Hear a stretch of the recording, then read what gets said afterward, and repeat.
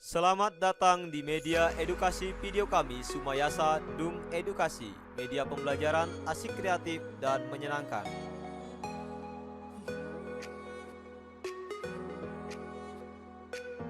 Burung beo, burung belibis, buah naga dimakan ulat. Tonton videonya sampai habis, semoga bermanfaat.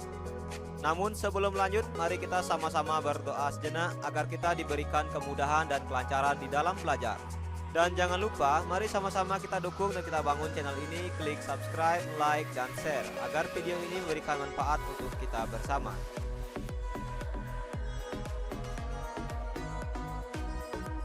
Perpindahan kalor.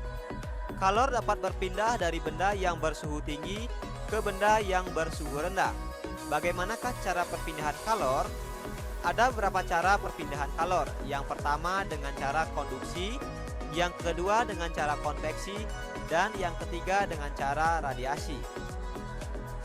Perpindahan kalor secara konduksi, yaitu hantaran panas, adalah perpindahan panas melalui bahan atau zat perantara tanpa diikuti perpindahan partikel-partikel bahan atau zat tersebut.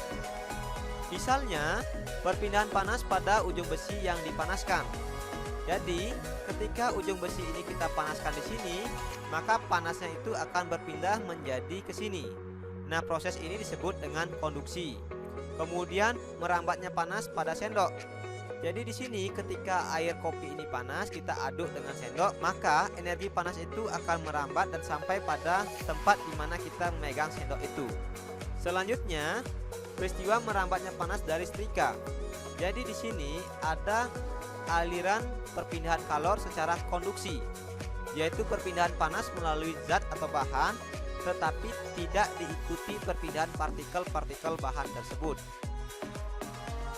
Selanjutnya perpindahan kalor secara konveksi, yaitu secara aliran panas. Nah, di sini perpindahan panas melalui zat perantara dan diikuti perpindahan pada partikel-partikel zat tersebut. Misalnya pada air yang direbus di dalam panci. Saat air bagian bawah mendapat kalor dari pemanas, maka partikel air memuai sehingga menjadi lebih ringan dan bergerak naik dan digantikan dengan partikel air yang dingin dari bagian atas.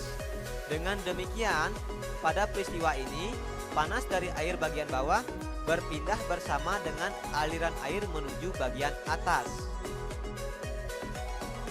Arus konveksi dapat kamu temui di pantai, misalnya berupa angin laut dan angin darat. Pada siang hari akan terjadi angin laut. Hal ini karena pada siang hari, daratan lebih cepat panas daripada lautan, yaitu kalor jenisnya lebih kecil. Udara di atas daratan ikut panas dan bergerak naik, digantikan oleh udara dari lautan. Dengan demikian terjadilah peristiwa angin laut. Sedangkan pada malam hari akan terjadi peristiwa angin darat. Mengapa? Karena daratan pada malam hari lebih cepat mendingin daripada lautan. Udara di atas lautan lebih hangat dan bergerak naik, digantikan oleh udara dari daratan. Dengan demikian pada malam hari terjadilah peristiwa angin darat. Nah, peristiwa angin darat dan angin laut ini dimanfaatkan oleh para nelayan, di mana biasanya pada zaman dahulu, sebelum ditemukannya teknologi seperti sekarang ini, sebelum adanya mesin, maka para nelayan itu ketika akan menangkap ikan, dia akan pergi di malam hari, memanfaatkan angin darat yang menuju ke lautan. Kemudian pada siang hari, para nelayan ini akan menggunakan angin laut, yaitu untuk kembali ke daratan. Konveksi dapat dimanfaatkan pada berbagai peralatan. Contohnya adalah sebagai berikut. Misalnya pada peralatan oven dan pada pengering rambut. Elemen pemanas pada oven, pemanggang roti, magic jar, dan lainnya ini biasanya terletak di bagian bawah. Saat difungsikan, udara bagian bawah akan menjadi lebih panas dan bergerak naik. Sedangkan udara bagian atas yang lebih dingin ini akan bergerak turun. Kemudian pada peralatan tertentu seperti pengering rambut, aliran konveksinya akan dibantu atau dipaksa dengan menggunakan sebuah kipas. Selanjutnya yang ketiga yaitu perpindahan kalor secara radiasi atau pancaran panas, yaitu perpindahan panas tanpa melalui zat perantara. Misalnya, panasnya udara di sekitar api unggun. Kemudian panasnya pancaran sinar matahari. Panasnya sinar matahari dan panasnya api unggun ini dapat kita rasakan tanpa melalui zat perantara. Peristiwa ini disebut dengan perpindahan kalor secara radiasi. Bahan hantaran panas. Ada dua jenis bahan hantaran panas, yaitu bahan konduktor dan bahan isolator.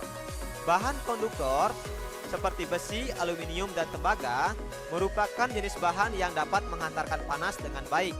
Sedangkan bahan isolator seperti karet, kayu, dan kain merupakan jenis bahan yang tidak dapat atau sulit menghantarkan panas. Itulah sebabnya mengapa pada ganggang setrika menggunakan bahan plastik sebagai pemegangnya.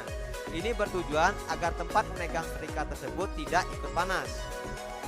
Selanjutnya, manfaat energi panas. Misalnya energi panas matahari bermanfaat untuk kehidupan di bumi. Yang pertama, untuk mengeringkan pakaian. Yang kedua, sebagai pembangkit listrik tenaga surya. Yang ketiga, untuk menjemur padi bagi petani. Yang keempat, untuk menjemur ikan bagi nelayan.